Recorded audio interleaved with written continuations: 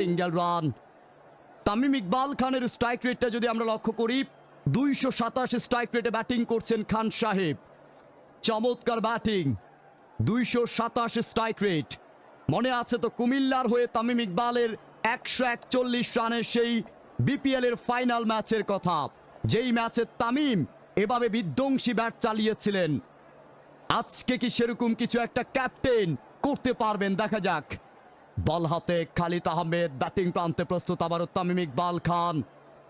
যাচ্ছেন বোলার ওভারের দ্বিতীয় বলটাকে নিয়ে। ওভারের দ্বিতীয় বলটাকে নিয়ে দৌড় শুরু করেছেন বোলার। পরবর্তী বল লেগ স্টাম্পের বাইরে, তামিম ইকবাল কবজির মোচড়ে ঘুরিয়েছিলেন বলটা। শর্ট স্কোয়ার লেগ অঞ্চলে ফিল্ডার বলটাকে ফিল্ড করেছেন, রান নেওয়ার সুযোগ নেই। Dot ball. লাইকটা করে দিব প্লিজ। লাইক করে দিয়েছেন আমাদেরকে সীমা আক্তার, আলামিন ভাই লাইক করে দিয়েছেন, লাইক করে দিয়েছেন রাজ জান্নাত। সকলের প্রতি একটাই রিকোয়েস্ট, যারা শুনছেন সবাই মিলে লাইক বাটনের উপর ক্লিক করে দিব।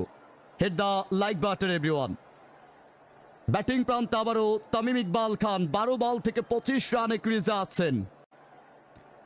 যাচ্ছেন বোলার খালিদ আহমেদ, ব্যাটিং প্রান্তে প্রস্তুত ব্যাটসম্যান। ওভারের 3 নম্বর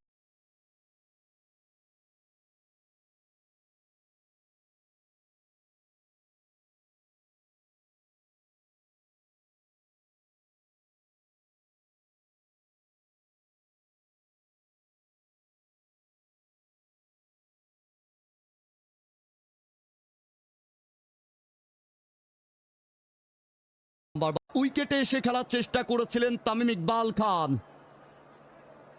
এবং সেখান থেকে বাই 4 প্রিয় ভাইরা, বাই 4 হয়ে গেল। 3 বল থেকে 37 রান ইতোমধ্যে আমরা লক্ষ্য করছি। বিনা উইকেটে ফরচুন বরিশাল। ব্যাটিং প্রান্তে আবার প্রস্তুত তামিম ইকবাল খান। যাচ্ছেন বোলার খালিদ আহমেদ। ওভারের পরবর্তী বলটাকে নিয়ে, ওভারের চতুর্থ বলটা করবেন। পরবর্তী বলটা লেগ স্টাম্পের বাইরে, আবার ফাইন লেগ অঞ্চলে ঘুরিয়েছেন বল। রান পাবেন একটি বারের জন্য প্রান্ত পরিবর্তন, একটা সিঙ্গেল রান। ওভারের চতুর্থ বল থেকে লেগ বাই থেকে একটা সিঙ্গেল রান পেয়ে যাবেন, আরও একটা সিঙ্গেল স্কোরবোর্ডে যুক্ত হয়ে গেল। 3 ওভার 4 বল 38 রান, বিনা উইকেটে ফরচুন বরিশাল প্রিয় ভাইরা। 14 বল থেকে 26 রানে আছেন তামিম ইকবাল খান।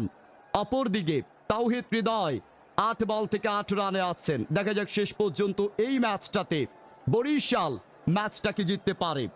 98 বল থেকে 157 রান করতে হবে। 8 বল থেকে 8 রানে আছেন।